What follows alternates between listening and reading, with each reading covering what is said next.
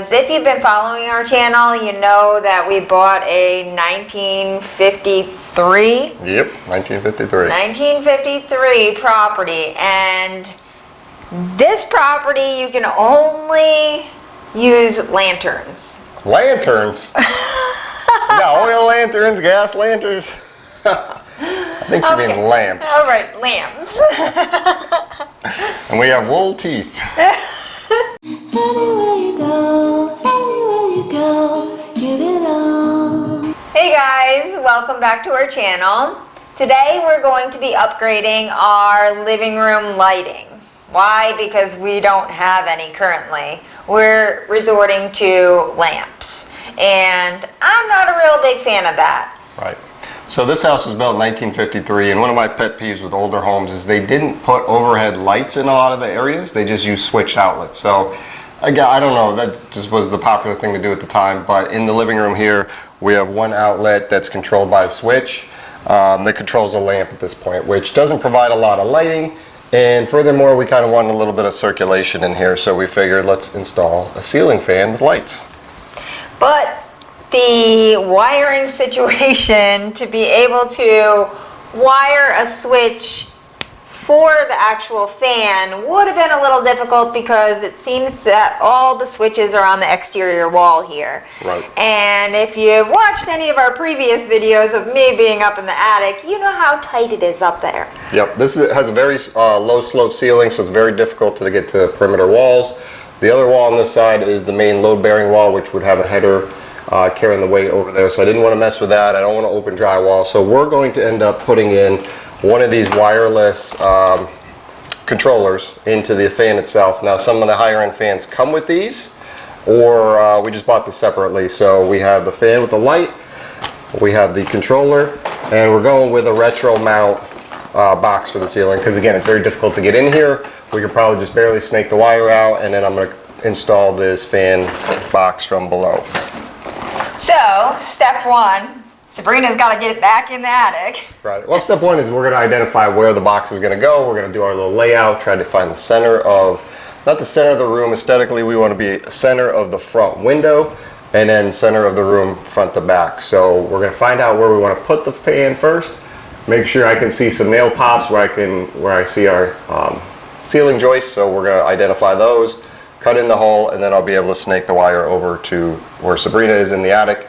And I've already identified some splice boxes up there that have constant hot sources for us to run our 14-2 wire to.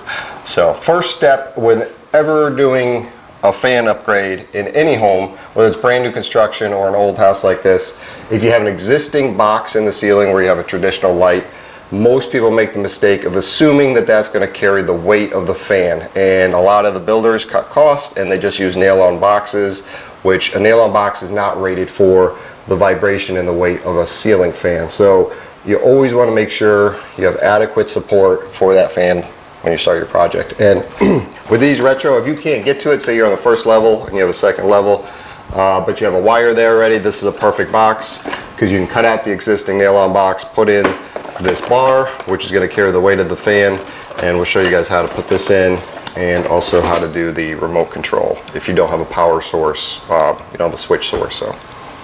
So follow along, let's get started.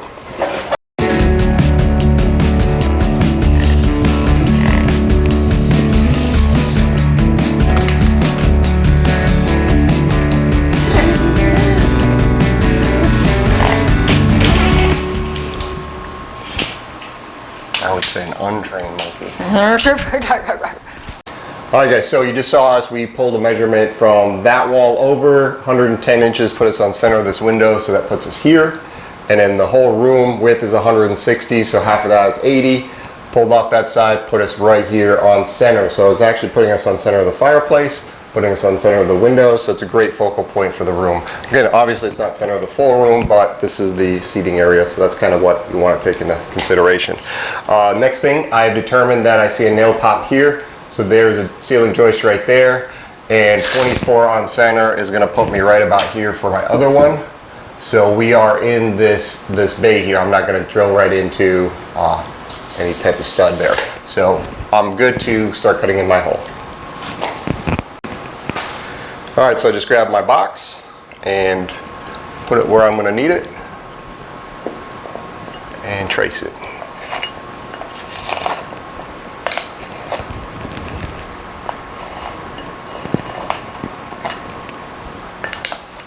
All right, so that's my spot. Next thing, I'm just going to take a sheetrock saw, cut it out. All right, so something that I learned long ago was before you start cutting here, just in case you don't know where your studs are and you assume that you're in a void, poke a hole on either side of your box. Make sure you don't hit anything solid, and that way you can always correct and you only have a little hole to patch versus cutting all the way over and now you're committed. So now I know all four sides of that box are in an opening.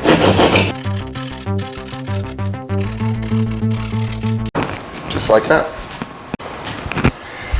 All right, so in these retro boxes, we have a couple things. You have the box itself, and again, this is heavy duty, so anything that you're gonna mount a fan on that's gonna have constant vibration, you want something solid. Here is the expanding bar, and it comes with some hardware. Gives you a box connector and some screws and bolts for the box itself. So first thing that I want to do with this is slide this up in there.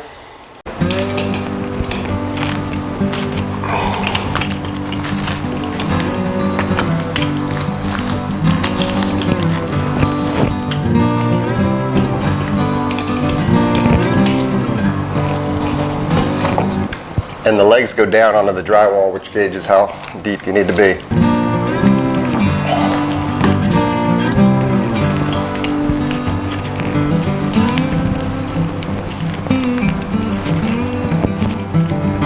All right.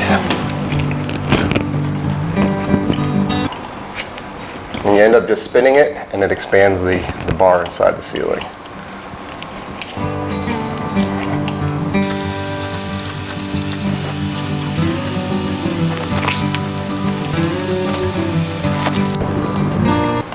It's a long process. Putting on insulation for the winter and taking it to a whole new level.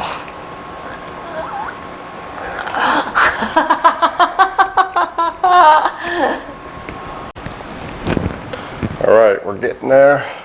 We're 24 inches on center here, so really have to expand this thing. But it has teeth on both ends, so now that it's expanded, I just kind of crank it some more, and it'll bite into the two studs.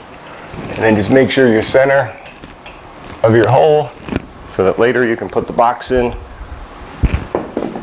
and attach to these screws. And we're good there, so we'll just keep tightening.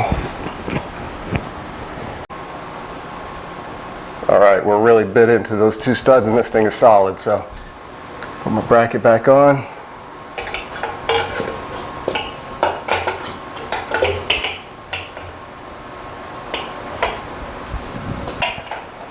Double check the positioning. We're good to go. Perfect. Okay, so now before I put my box in the way, I'm gonna actually send the wire up over into the attic, and Sabrina's gonna grab it and pull it over to where I know I have some live power.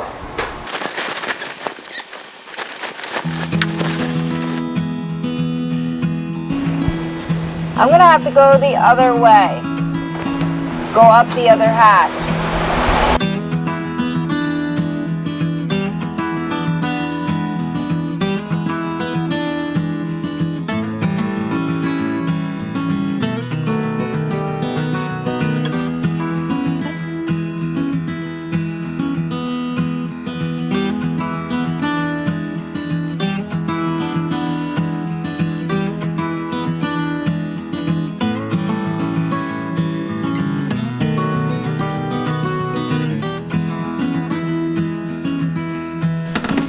Alright guys, so I'm up here in the attic. Sabrina was able to run this over. Again, obviously it's pretty tight up here. I'm just through the scuttle hole here. I have a couple hot splice boxes here, junction boxes, and I'm going to splice into those. As you can see, I got my volt tick. So just determining if we have power here, which we do. So these things are pretty handy to have if you're just doing quick electric. You can determine if a circuit's hot by just touching it. Oh, I guess you gotta have it on. So these are the two hot box here. I'm going to end up going into this one. I got my volt tick here to determine I do have power coming into this box. So I'm going to disconnect the power. I'm going to splice in my fan lead over here, and that's going to give me constant hot to the top of the fan. And then we'll end up showing you how we put in the remote control for that to control it. Alright, go over to the panel and I'll yell to you. It should be labeled, actually I don't know where this one goes. Alright guys, so we got the wire ran over to our power source, everything's still off. I'm just going to cut it here, we're going to have enough slack. And the next step is I'm going to mount the box. They did give us a box connector, which is pretty cool.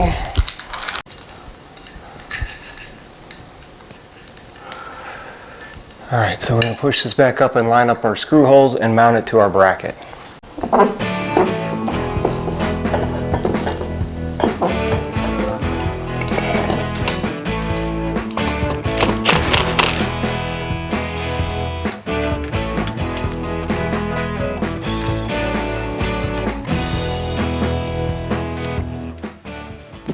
Alright, so I'm going to go ahead and just put the fan together. Obviously every fan's different, so I'm not going to go step by step, but let me get that together and then we'll get it up there. Alright, so we got our bracket up, we got our wires through. I'm going to put in this wireless remote to control the light and the fan. And that just goes in line with the power source. And these are pretty easy. They just have your hot and neutral in. That's why we only ran a 2-wire over instead of a 3-wire. Normally if you ran a fan light combo, you'd want to get a 3-wire if you had 2 switches to operate them independently. But here we're going to have our 2 hot legs and our neutral coming out, and our hot and neutral coming in, and then this is the wireless antenna. So pretty straightforward. This just goes in line with the power. Okay, white to white. And this one it's red and black, red to black in. Just pushing that back up in there, out of the way, and then we're gonna mount our fan motor up on the bracket. And then this remote here is just gonna live in the housing. We'll push it up in there somehow. So these just go color for color, black to black, white to white, blue to blue. Okay guys, and as always, I always got to put that disclaimer out there. If you're not comfortable working with electric, make sure you hire somebody who's qualified. We're not responsible for you guys doing work on your house. This is just how we're doing it, and you know, take it with a grain of salt.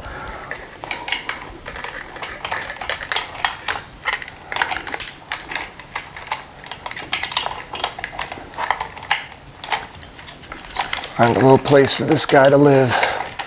Maybe up in here.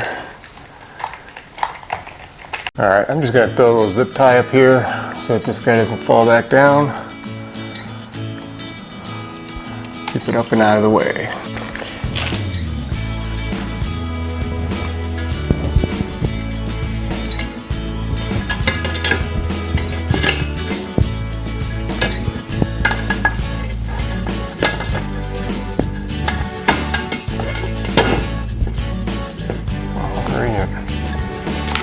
Got a little popping thing. They're getting smarter.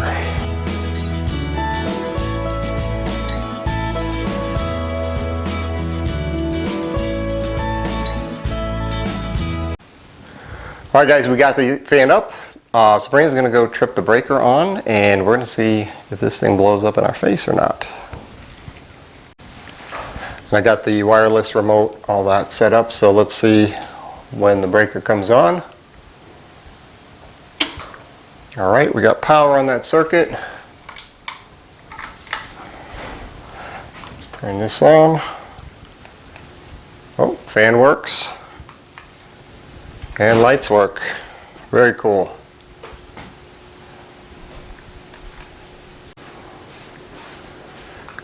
light off, light on, Nice, we got some light. fan low. So you got the 3 controls for the fan, actually 3 controls on off, and also the light on and off. So that's pretty cool. All right guys, so we are done with our fan light project. Last thing I gotta do is just put this little bracket on the wall so that we can keep this remote in one place, so we're not gonna lose it, because this is the control for the fan. However, if the batteries ever go dead, we still have the pull switches that we can turn on and off the fan, so we're covered there as well. This is so great. As you can see, it's a lot brighter in here. Rob did a great job at installing the new fan / light, and this remote type fan / lighting is really going to come in handy, and it's less stuff that we have to run up in the attic. Right, this was pretty easy run, and like I said in the beginning of the video, always make sure that your box is rated for a fan, that you guys aren't putting a fan where just a light box is, because that is the #1 reason for damage to occur, for the fans to fall off and potentially hurt somebody. But yeah, pretty easy without snaking walls, easy run in the attic. We'll leave the link below for any of these parts in case you guys were interested in doing something similar. And be sure to subscribe to the channel for more how-tos and homesteading stuff and just getting prepared around here. All right, well, catch us on the next one. Thanks guys. Bye now. Anyway.